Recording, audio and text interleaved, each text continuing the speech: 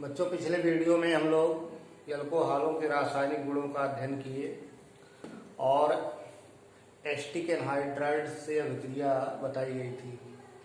Acetic anhydride से अभिक्रिया में एसिटाइलेशन होता है, जिसमें सक्रिय हाइड्रोजन एसिटिल समूह से विस्थापित हो जाती है और उत्पाद के रूप में एस्टर प्राप्त होते हैं। एसिटाइलेशन से आगे की रासायनिक अभिक्रिया एक महत्वपूर्ण अभिक्रिया है, विलियमसन संश्लेषण अभिक्रिया। विलियमसन संश्लेषण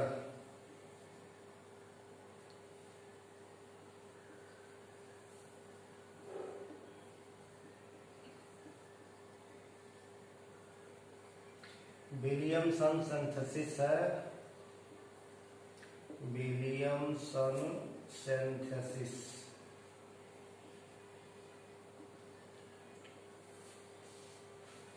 ये अभिक्रिया ईथरों के संश्लेषण में प्रयोग की जाती है, यानी इससे ईथर का निर्माण किया जाता है। आपको पहले बताया गया था कि अल्कोहलों में जो O से जुड़ी हाइड्रोजन है वो सक्रिय होती है और उसकी प्रबल धन विद्युतीय धातुओं से अभिक्रिया कराते हैं तो सक्रिय हाइड्रोजन प्रबल धन विद्युतीय धातुओं द्वारा विस्थापित हो जाती है।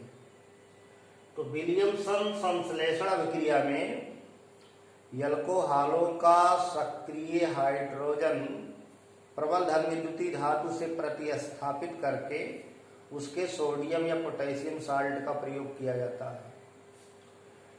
तो जो सोडियम या पोटेशियम साल्ट होगा उसको सोडियम एल्काक्साइड या पोटेशियम एल्काक्साइड कहेंगे। तो किसी अल्कोहल के सोडियम या पोटेशियम साल्ट को एल्किल हैलाइड के साथ गर्म किया जाए तो ROR- सूत्र के यौगिक बनते हैं, जिसे ईथर कहा जाता है। तो ये ईथरों के संश्लेषण की अभिक्रिया है। जैसे R-ONA ये सोडियम एल्काक्साइड है और एल्किल हैलाइड RX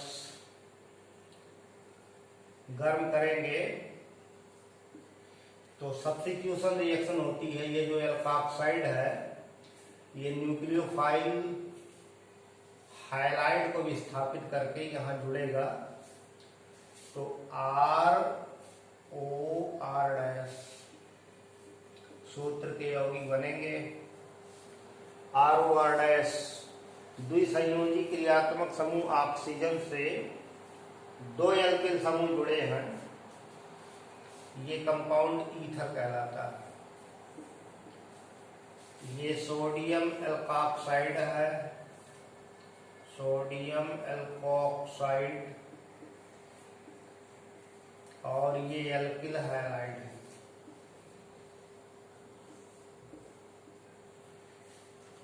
विलियमसन संश्लेषण में प्रतिस्थापन अभिक्रिया होगी तो ईथर का निर्माण होगा, लेकिन एल्किल हैलाइड कई तरह के होते हैं। द्वितीयक और तृतीयक एल्किल हैलाइडों का प्रयोग यदि किया गया तो सब्स्टिट्यूशन कम, इलिमिनेशन ज्यादा होने लगेगा। और अगर एल्किल हैलाइड का इलिमिनेशन हो गया, विलोपन हो गया, उसमें से हाइड्रोजन हैलाइड निकल गई तो एल्कीन का निर्माण हो जाएगा। तो ध्यान रहे, विलियमसन संश्लेषण में प्राथमिक यानी प्राइमरी एल्किल हैलाइड्स का ही प्रयोग किया जाता है, जिससे उसमें सब्स्टिट्यूशन रिएक्शंस ज्यादा हों। अब जैसे एल्किल हैलाइड में एथिल ब्रोमाइड ले लिया जाए, C2H5Br। एथिल ब्रोमाइड ये प्राथमिक एल्किल हैलाइड है, प्राइमरी है, और इसको सोडियम एथॉक्साइड के साथ गर्म कर दीजिए।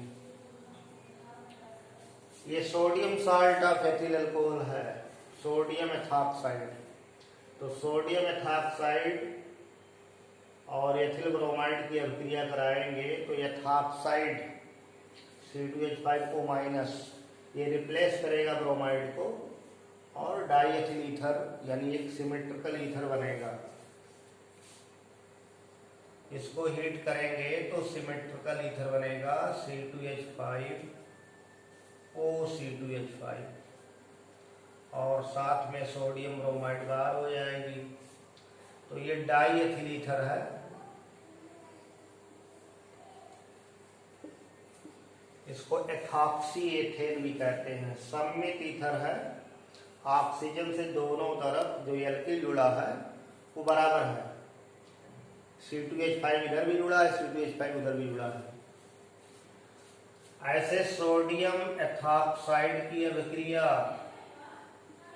अगर मेथिल क्लोराइड से कराया जाए तो एक असममित ईथर बनेगा, अनसिमेट्रिकल ईथर बनेगा CH3O C2H5 और NaCl बार हो जाएगी। ये एथिल मेथिल ईथर है,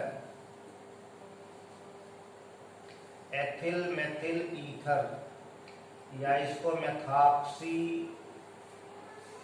एथेन कहते हैं।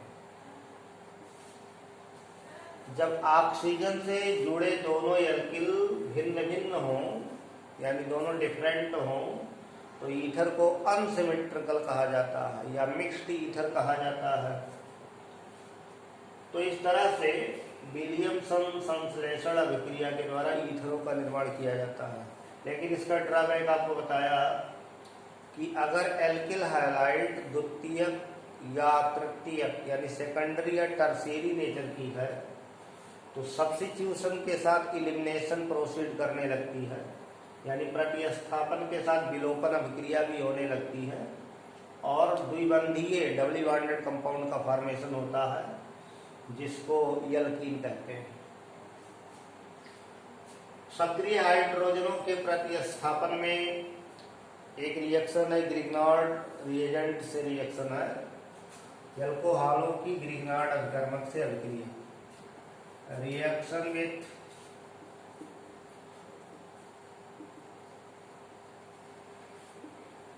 ग्रिग्नार्ड रिएजेंट, ग्रिग्नार्ड अभिकर्मक से अभिक्रिया। ग्रिग्नार्ड अभिकर्मक एक महत्वपूर्ण अभिकर्मक है जिसके द्वारा बहुत सारे कार्बनिक यौगिकों का संश्लेषण किया जाता है और ये विक्टर ग्रिग्नार्ड के नाम पर है। विक्टर ग्रिग्नार्ड ने एल्किल हैलाइडों की मैग्नीशियम धातु से ईथर विलयन में अभिक्रिया कराया तो एक कॉम्प्लेक्स बना ईथरीय विलयन, मतलब ईथरल सॉल्यूशन। तो ग्रिग्नार्ड रिएजेंट के ईथरीय सॉल्यूशन का प्रयोग करके बहुत सारे कार्बनिक यौगिकों का संश्लेषण किया जाता है। यानी ग्रिग्नार्ड रिएजेंट आपको लगभग अधिकांश ऑर्गेनिक कंपाउंड्स के सिंथेसिस में मिलेगा। यहाँ जब किसी अल्कोहल की अभिक्रिया ग्रिग्नार्ड अभिकर्मक से कराएंगे, ग्रिग्नार्ड अभिकर्मक को सामान्य रूप से RMgX लिखते हैं, एल्किल मैग्नीशियम हैलाइड। तो उसमें जो एल्किल पोर्शन है R वो न्यूक्लियोफिलिक है, वो निगेटिव होता है क्योंकि उसमें कार्बनिक हिस्सा आता है और कार्बनिक हिस्सा मैग्नीशियम यानी मेटल से जुड़ा है। तो मैग्नीशियम इलेक्ट्रोपॉजिटिव है और एल्काइल ग्रुप इलेक्ट्रोनेगेटिव है। तो जब एल्कोहलों की अभिक्रिया ग्रिग्नार्ड रिएजेंट से कराई जाती है तो जो सक्रिय हाइड्रोजन है एल्कोहल की वो ग्रिग्नार्ड के एल्किल से जुड़ करके एल्केन बनाती है। तो सक्रिय हाइड्रोजन का विस्थापन होता है जैसे RMgX, alkyl magnesium halide RMgX Grignard reagent है। अब इसकी अभिक्रिया R-OH से कराया गया तो O से जुड़ी हाइड्रोजन एक्टिव है। ये जो एल्काइल पोर्शन है ये न्यूक्लियोफाइल की भांति कार्य करेगा, निगेटिव पार्ट है और इसके पॉजिटिव पार्ट से जुड़ जाएगा, मतलब RH बनेगा। RH ये हाइड्रोकार्बन हो गया एल्केन एल्केन हो गया। बाकी ये एल्का ऑक्साइड इनसे जुड़ जाएगी, तो मैग्नीशियम और ये एल्का ऑक्साइड है और यहाँ हाइलाइड है, तो मैग्नीशियम हैलो एल्का ऑक्साइड। अब ध्यान रहे आपको, जैसे पूछा जाए क्या होता है जब methyl magnesium iodide CH3 methyl magnesium iodide, methyl magnesium iodide, यह एक रिएक्टेंट एजेंट है। मेथिल मैग्नीशियम आयोडाइड एथनॉल से अभिक्रिया करता है, C2H5OH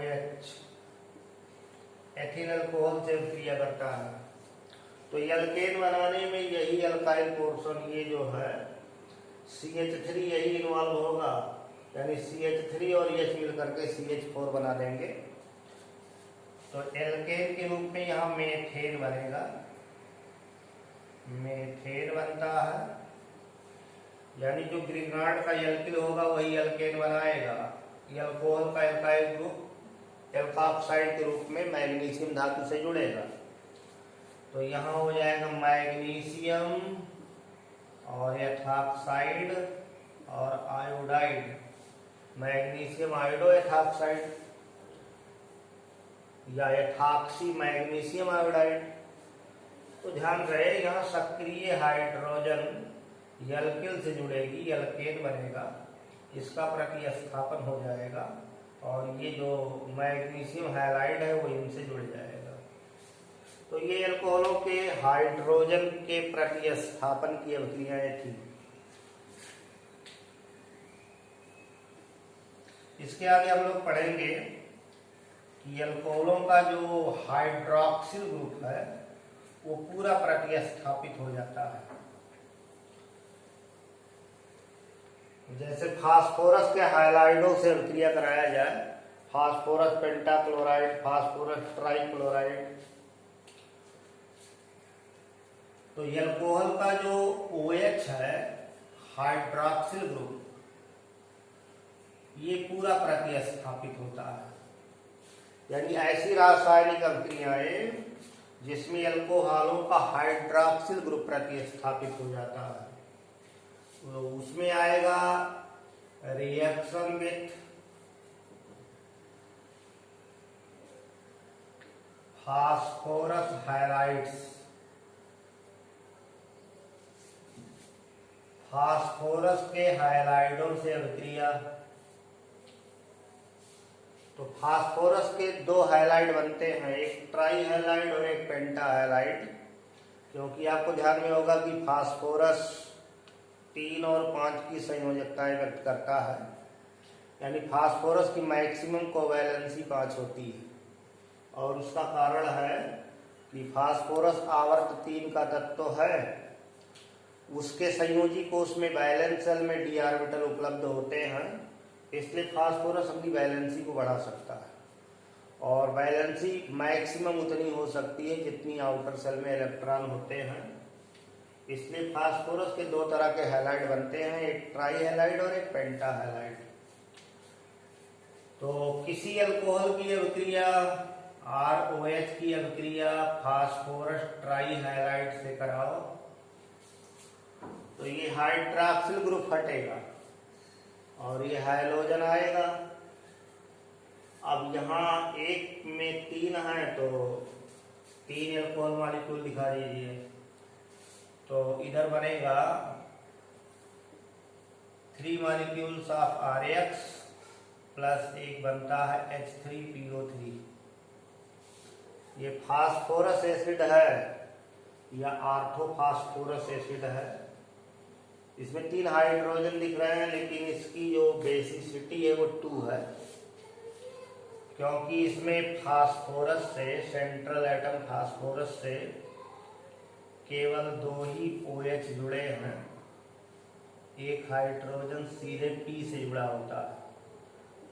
तो इसकी जो क्षारकता है, अम्ल की क्षारकता वो 2 है, क्योंकि फास्फोरस के अम्लों में सेंट्रल परमाणु फास्फोरस से जितने OH जुड़े होते हैं, O से जुड़ी हाइड्रोजन आयनीय होती है। अब जैसे एथिल अल्कोहल है, इसकी अभिक्रिया फास्फोरस ट्राइक्लोराइड से कराओ तो एथिल क्लोराइड बन जाएगा, C2H5Cl और H3PO3 बनेगा। ये एथिल क्लोराइड है।